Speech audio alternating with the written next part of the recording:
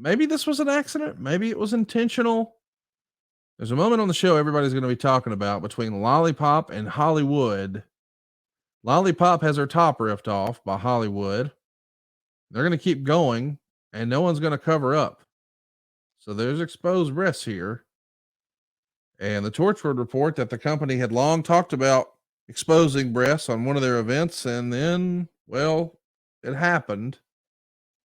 We know for sure that even though Bruce has denied it, Miss Jackie planned on that UK pay-per-view to have her shirt ripped off and be exposed, and she was.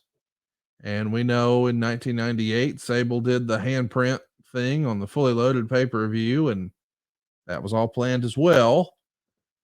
Was this a planned spot, or was this an accident that we just leaned into?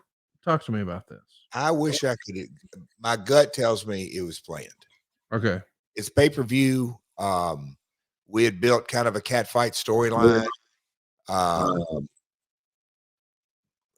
Conrad, these two ladies were not seasoned vets. So my gut tells me that it was a planned spot. It's just kind of that simple. I hate to be that guy, but how do you ask for that?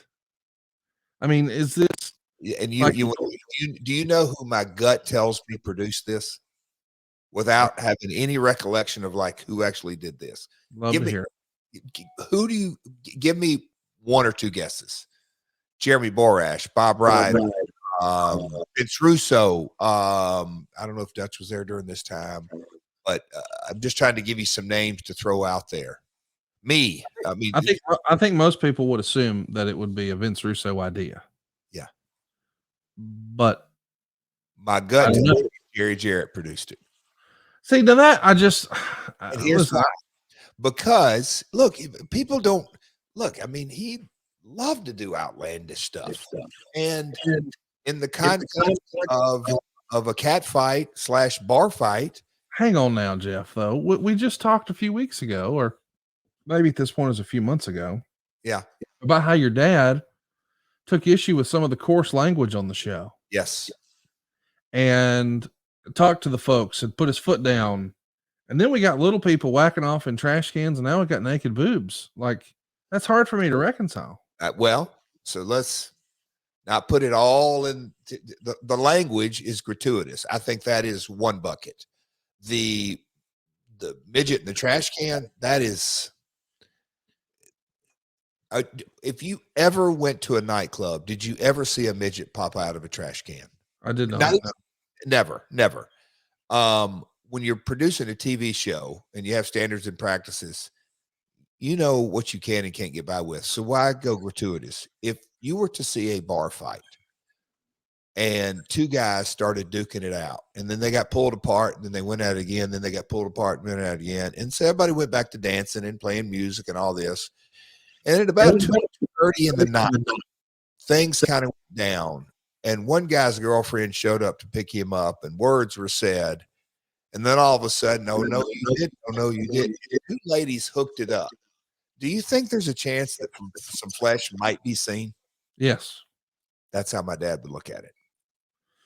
So did y'all ever consider, like, maybe there's a skirmish and then one guy pulls a gun on? Oh, y'all did that too. Yeah. So. I knew you'd come back with a good one. It's hard for me to imagine that. I don't know. Listen. And here's the thing too. I just know today. I love doing this podcast with you. You never know what you're going to get.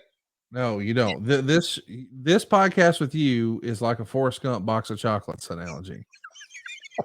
But legitimately, and I'm not saying this to be funny. I'm trying to understand. I'm trying to learn. I struggle with the idea that a man is going to go talk to two ladies. Yeah. These days in 2023, this could never happen. No. And it's like, okay, we're going to have some physicality, and then I need one of you to let them things out. Like, what?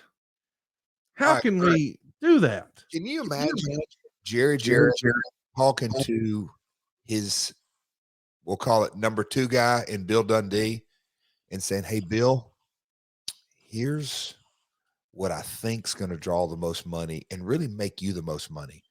Do you mind If we shave your wife's head. Yeah, I knew you were gonna go. What? Think about that. But see, here's the thing. I could see then what your dad, I wasn't there, but I imagine when your dad made that pitch, he now put the onus on Bill to go sell it to his wife. Honey, do you want me to do as well as I can in this territory? Yes. Honey, do you want us to make as much money for our family as we can? Yes. Honey, would you want to see me succeed and us have the best lifestyle we can? Yes. I mean, like, so let me back up. Here's how I think that went down in Dundee. Jerry, hell no. I'll do anything for you, but there is no choice. Bill, do you mind if I talk to her? Hell, go right ahead. I mean, listen, I almost wish that was here to give us an impression of your dad talking to those ladies.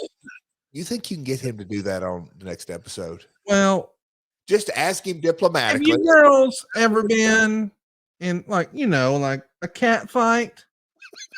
Where one girl's upset at another girl. Maybe you girls haven't, but you have some friends, and maybe, they got together and they started pulling each other's hair and, scratching at each other. And maybe it was on the lake, or maybe it was on the beach, and they had their swimsuits on, and well, Lord, in the fight, sometimes when things happen and people are pulling and tussling, and well, goodness gracious, things could come out and be revealed.